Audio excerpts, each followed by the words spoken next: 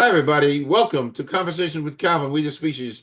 I'm talking fast. There's a lot of stuff we got to do here.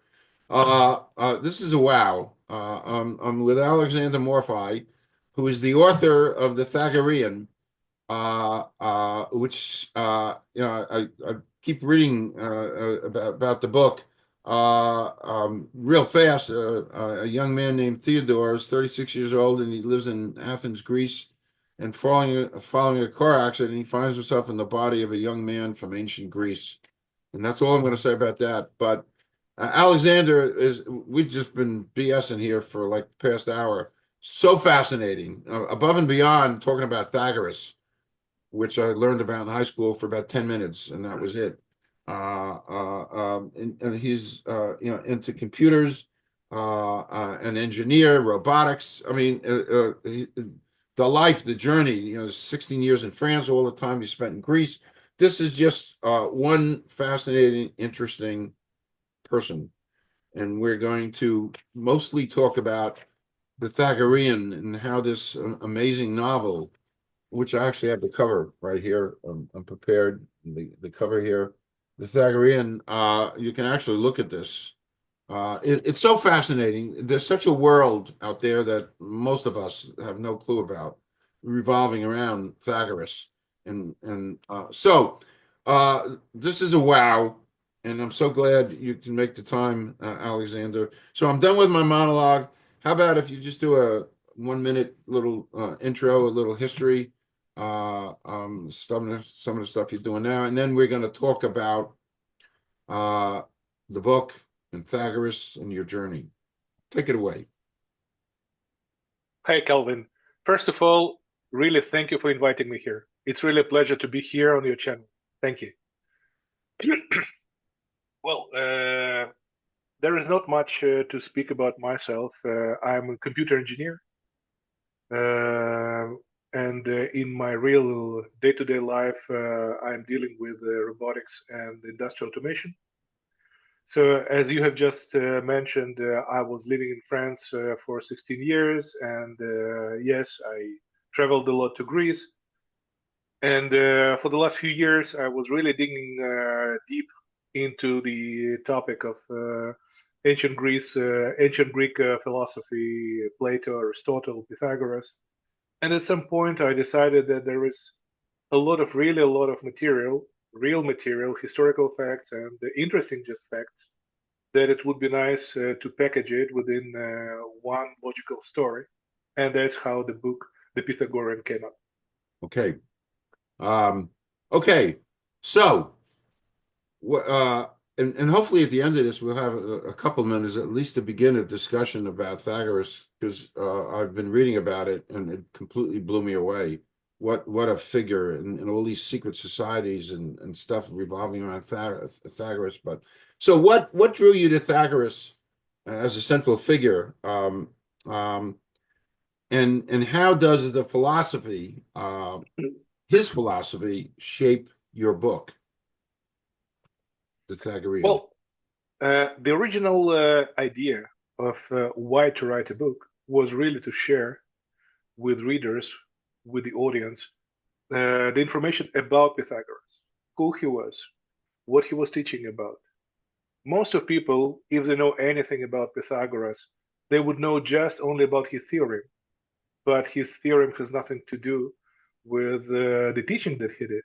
He had a great school, and we can really say that Pythagoras is really the father of European civilization, created the intellectual and the scientific fundamental that our civilization is built on and is living on.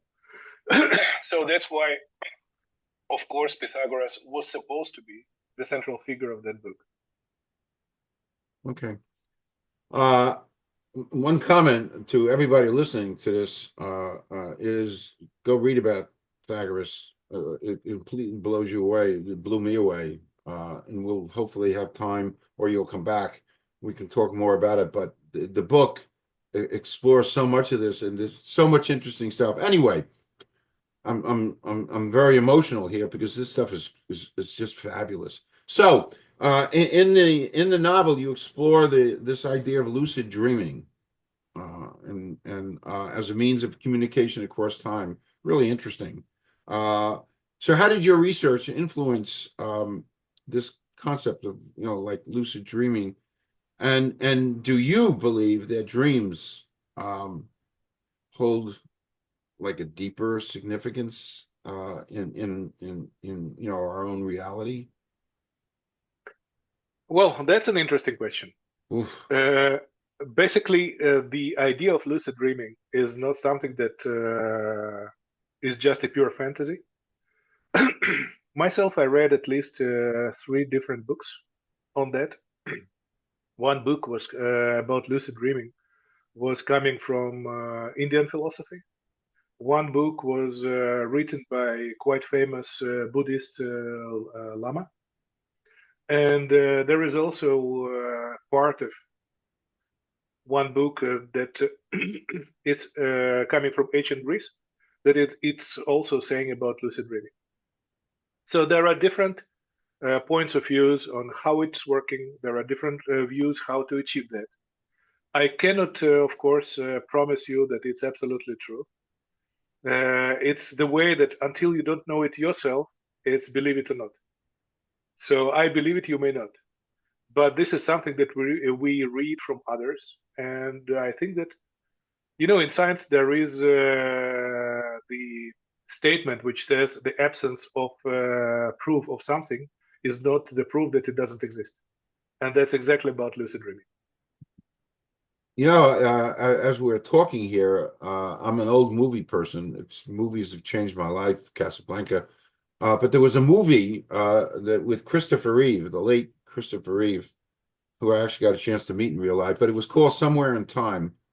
And he had the power of putting himself into a dream state and going back in time because he was fascinated with this woman actress from 100 years before him, and he had the ability to go back into that world. It was an interesting. Just listening to you now, Alexander, it was an interesting. The whole thing about lucid dreaming. God, we can talk about that for a long time. Anyway, uh, um, how do you balance historical? We're talking about Pythagorean and I'm making sure people can see the cover. How do you balance historical accuracy with creative, I guess, creative speculation in your storytelling? So how do you do that balancing? That's probably the most difficult question. Here, when we're speaking about the Pythagorean book, it's not only about history, it's also about science. Probably we spoke before that in the past I spent a year, a bit more than a year, for a documentary shooting of the documentary story about the contemporary Pythagorean societies, and we succeeded to meet at least three of them, and they all consist of scientists. It's high-rank professors of physics, astrophysics. And when speaking to them, they were speaking about contemporary alternative scientific theories. So when writing this book, the book The Pythagorean, it contains not only historical facts, but it also contains true modern scientific theories. So when you want to put it in a story and you want it to be interesting to others, that's the biggest challenge. From one side, not to overload the book with scientific information and historical information, but from the other side, not to make the book just empty recreation, empty entertainment. I still believe that when one is spending his time to read a book, this book must bring some use for a reader. And the book, The Pythagorean, it really contains a lot of real scientific facts and historical facts, scientific theories, but it's all wrapped up in a funny language, in easy language, in just in the story. And that was, of course, the biggest challenge to write this book. I hope that I was trying, and maybe I succeeded to reach this balance, but I was always trying to keep it. It's just again, it's such an amazing concept. And again, I quoted that movie somewhere in time. It's part theory that he's able to go back and live a life back then. So there's relevance of that in popular culture here, kind of buried away, but nevertheless, it's buried away. But the whole premise is so fascinating, and we'll talk a little bit more, hopefully, about Pythagoras. But anyway, your background is in engineering and industrial automation, robotics, and the stuff you're doing, uh, um, uh, which is rooted in logic and structure and stuff. Um, how did all your technical expertise help you in writing this kind of fiction? Well, as I told you before, the philosophy and the teaching of Pythagoras is more on the intellectual and more on scientific part of philosophy. So that's why when you're talking, for example, to contemporary Pythagoreans and they're scientists, I speak with them on the same language. I was studying physics in the past. I also studied math in the past. So when you are speaking to people, they respond to you. You understand more or less the context, and of course, their scientific rate is much higher than mine, and their level is much higher than mine. But at least I understand their language, and of course, it helps. I just want to go off topic a second. As a journalist, I've copied some journalists in my own journey. One of them was Barbara Walters. She was a great American journalist, a pioneer, one of the first women to have achieved. Anyway, she has a great question, and I think I already know the answer. Um, but it'd be fun to ask it anyway. So here goes: excluding family or friends, somebody living or dead you'd like to spend a day with.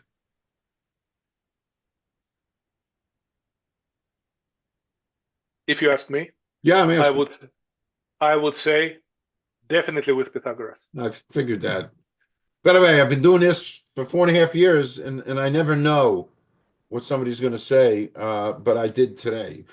I knew you were going to say that. And you know what? Definitely. I can add him to my list too, Pythagoras, because there's stuff about him that is so fascinating, and your book gives us an opportunity to uh, explore and learn. Because I think 99.999% of this population of planet Earth has no clue as to who and what and why. They've heard the name, but nobody has any clue. And I didn't have much of a clue until last night, until I delved into it. Um, um, you conducted years of research, and you worked on, and we talked about the documentary that you worked on about modern Pythagorean theories and and more importantly, modern Pythagorean societies. I had no idea about these societies. How did the experiences shape your narrative and the depth of the Pythagorean, your book? That influenced really a lot. Because one thing when you read about Pythagorean teaching from the past, which was 2,500 years ago, that's one thing. Then when you ask yourself, okay, how it influences me today, how it influences my life today, others, and then when you meet modern scientists, then you see that in reality today. I will give you one story, true story. During the during the documentary work, we were interviewing one member of Pythagorean Society. He was a professor of astrophysics in Athens University. You probably, if you love movies, you probably watched the last chapter 5 of Indiana Jones. And this is about Antikythera. So that guy, he is exactly the guy who discovered and who researched the Antikythera. He wrote the book about it. And after that, by that book, the Indiana Jones story was built around. And when we finished the interview, he knew that I am the fan of Pythagoreans. And he told that he is the member of Pythagorean Society. He told me, you know what, I want to tell you one story. When we first time disassembled the Antikythera, we cleaned it, and then we looked at every wheel of that mechanism, not in the microscope, but under with the optical instruments. We saw that on every single wheel there was a small symbol of Pythagorean star, of Pythagorean society. So that's why he said that those people who created it, who designed it, assembled it, they wanted to tell their ancestors that, guys, we created it and we are Pythagoreans and we are proud of it. And when he was telling that, a small tear, I have it on the video shooting, a small tear was on his face, and I was asking him why you're crying, and he told me it's so touching that those people, they created such a great thing, and they were saying that we are proud to be Pythagoreans. So yeah, it influenced me a lot, and all the information that I learned from modern Pythagoreans, it also influenced me a lot. We'll get done with talking about the book, which is why we're here. But if we have some time, and again, there's just so many questions I have about. But let's Please. finish this, and we can begin. And of course, I'm going to invite you to come back because it's such a wow. Well, because I've gone through my whole life not knowing much about it, and then because of you, I'm not laying any guilt on you, but because of you, it made me want to study and read and learn. And there's so much identification I have with Pythagoras in my own modern life, and I'm walking around totally unaware that there's a connection. And again, I'm just a regular guy living in New Jersey. You know, what do I know from that kind of stuff? So you kind of made me expand my mind in reading about the Pythagorean. And yes, I'm going to get me a copy. I'm just selling myself to read this because I need to read it. Anyway, what was the most challenging part of making these? I mean, these are complex ideas here. You know, you're talking about philosophy, spirituality, which I'm all about spirituality, even quantum physics, all that. So you take all these heavy duty subjects, you know, the physics, the spirituality, and you make it in here, you make it accessible to readers. So what is the most challenging part of doing that to make it accessible? I think the most challenging part is to explain complex things in simple words. That's always a challenge. You know how I loved physics? Once, when I was at school, I read a book about theorem, sorry, about theory of relativity of Einstein. It was a small book which was explaining the most of physics, including this theory, in a very simple language. I understood it. I loved it so much, and since then I understand. If you want people to understand something, to like it, you need to explain it in a simple and funny language, and that's of course the most challenging. You know, you mentioned Einstein, and before we went on air, I have this picture looking at me. I'm trying to hold it up so people can see. That's Einstein's eyes. And I have this picture staring at me for 15 years. And 15 years ago, when I found this picture online, I copied it and I began to channel Albert Einstein. And I'll swear, you know, in a court of law, I'll swear that that channeling helped my writing because I went from not even being a writer to being a writer of this. And there's a tortoise in my hair, a journey spirit, which got a Kirkus Star, their award for literary excellence. And I'm, you know, I'm not a writer, but I guess I am. But you mentioned Einstein, and an off-topic question, Alexander. What fascinates me about it, I'm reasonably intelligent. I can't process how this mind, or Pythagoras, as a matter of fact, either Einstein or Pythagoras, maybe even more Pythagoras than Einstein, but how do these minds, how does Einstein conceive in 1900, conceive of relativity in the universe? before there was Google and before there was the internet. How does a mind conceive of that? It's a long story. I Uh, know everything about that. Not everything, but a lot about that. Einstein was really one of my favorites, and I specifically went to the city where he was born in Ulm, in Germany, wow. to visit it. Wow. So, yeah, there is a long story about this, and we can speak a lot about You know what? that. You know what? Let's come back But and sure, let's have a show about Einstein. absolutely. Let's talk about Einstein, because, like I said, he's been a part of my life. When I do my meditations, I'm not a fancy meditator, but I do I do my meditations. I reach out to Albert, and in my novel, I talk about my character reaching out to Albert, and I'll swear that that connection that I think I have has made a difference in my life. I'll never understand physics because I never will, but I've become a much better writer. And I'll swear it's because of the connection I have. And I listen, he lived right near me. He lived 40, well, I mean, he lived in Princeton. I'm 40 minutes from Princeton. So he was really close by, and he was an all-around guy. I don't People really appreciate that. That's the reason why the book The Pythagorean is full of quotes of Albert Einstein. Wow. Wow, I didn't know that. Wow.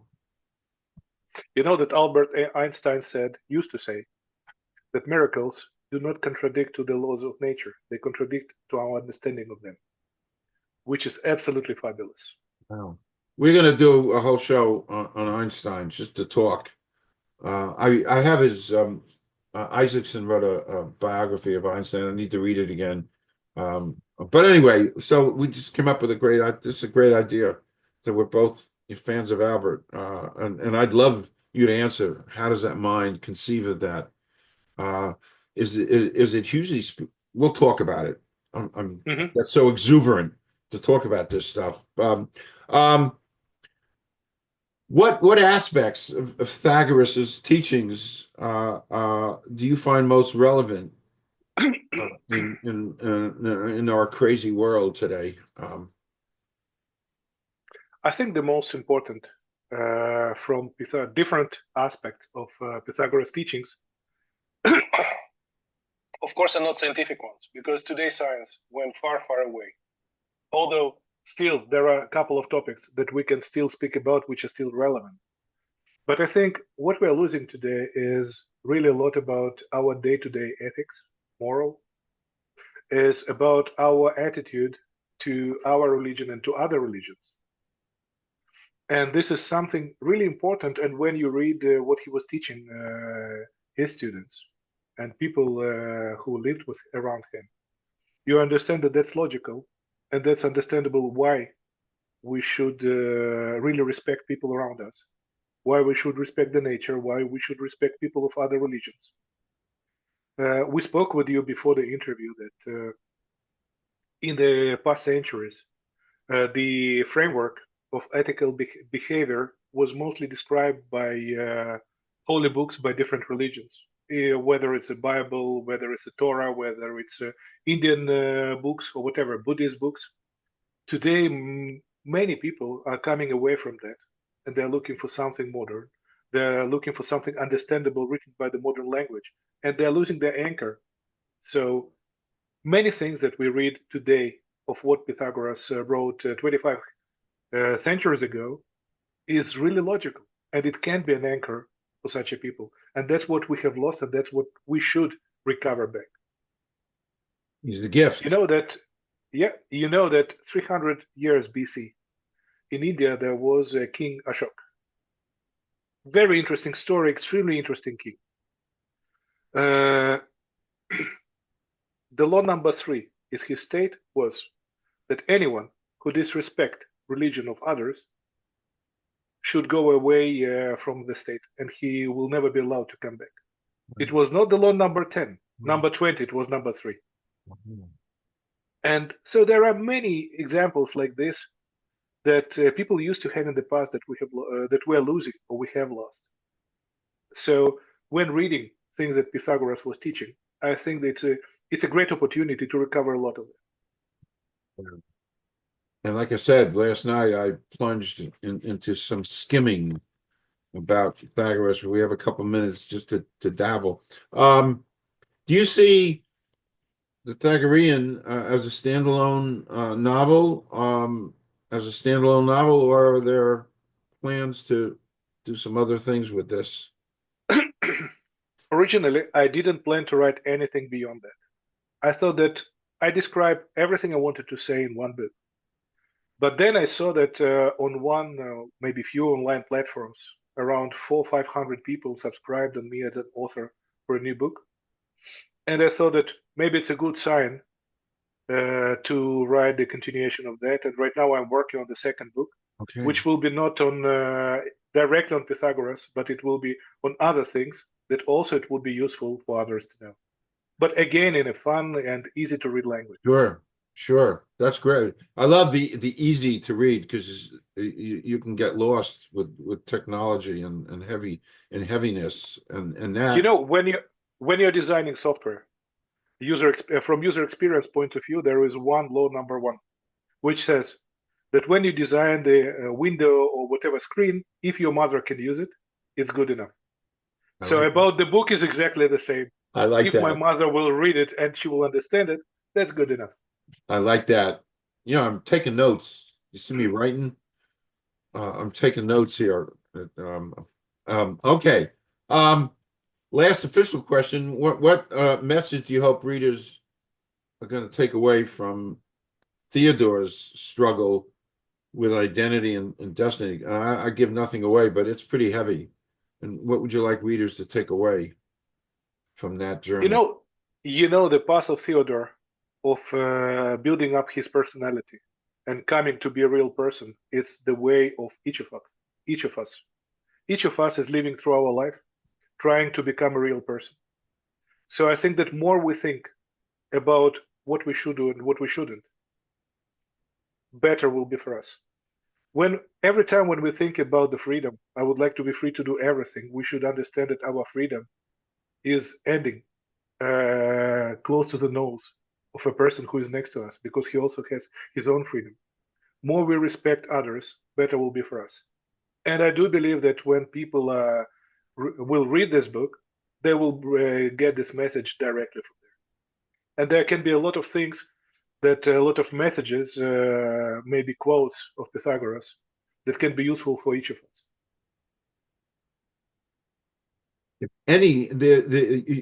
Your book is so multi-purposed. It's so multi-purposed. Again, from somebody who knew nothing 2 days ago, really much about Pythagoras, and then of course the last 2 days researching you and researching the book, and then researching Pythagoras. It's like, oh wow. And we have a couple minutes, not a lot, but just to briefly touch the thing in my reading about Pythagoras that kind of blew me away is this thing, and we talked about it before we went on air. His talking about every soul is immortal, and Yeah, and I mentioned to you I did a clairvoyant. Her name's Ravel Lorette, and long story, but it's on my channel. The interview with her. She's a clairvoyant. She's wonderful, and she told me stuff about myself. That not even my wife, 48 years out there in the kitchen, uh, even knew about. So she wasn't just making up, glittering generalities. She knew stuff. But she told me, she said, and I have that 5 minute segment. She talks about my soul being 1,200 years old, which blew me away. So then last night, it's like a light bulb goes off in my head because here I'm reading about Pythagoras. Every soul is immortal. And some of the other things he talked about, again, briefly, mysticism, fascinating. He also talked about vegetarianism. Wow. I mean, I haven't personally eaten red meat since 1975. Uh, but anyway, this is Pythagoras. What an amazing person, correct? absolutely. It's worth reading anyway. Yep. So and reading the Pythagorean, you're going to have so much to pull out from this and so much to learn from this to expand your grasp of the world, because there's a lot to grasp and understand, and even exposing to societies. There's so much, which means we have to come back and continue this. You know, when you even look at very simple quotes from one side, like for example, give a sword to a crazy man, it's exactly the same as to give a power to dishonest. When he says that please save tears of your children to your funerals, and there are so many simple quotes like advice, but following each of that advice can make our life better, and there are so many of those. So whatever you take from the book, this part of another part, in any case, it can make your life better, and that's important. And that's important. It's really important. Whatever you can extract from this, little tidbits, it can make your life better. And I have to read it, and I have to learn and experience this. Well, we could listen, Alexander. We could talk for hours. Literally, you have to go, and you have opened up a whole new world for me. Sometimes I get upset about that. Do I need this? Do I need to keep on expanding, the mind and learning about all this? Yeah, I do need it. Because by the way, it's a wonderful cure for dementia. I keep reading about dementia every day because I'm into all these longevity things, and keeping this thing really. And by the way, nobody will ever know. Maybe AI will help us someday dealing with dementia. But until and we can talk about, you can come back and talk about AI too. We've got a bunch of stuff. We got a lot of stuff to talk about. Right. Yeah, we sure do. So, thank you for this. Thank you for the Pythagorean. Thank you for being here. Uh, um, Thank you for inviting me. It's a oh pleasure yeah, to be here. it's just absolutely wonderful. It's funny when they tell me about you, and I didn't start to really process this till like last week. 'Cause I know this is coming up, and as I'm starting to delve into your world, Pythagoras, it's like, wow. To me, this is it's been such a wow. So I'm just going to stop recording. Don't leave yet. We're just going to do a 2-minute wrap, but you really have made my day and perhaps made my year, because you've given Thank you. me a whole new reason to explore things. Thank you, Alexander, and good luck with the Thank thing. you. We'll talk. Thank you.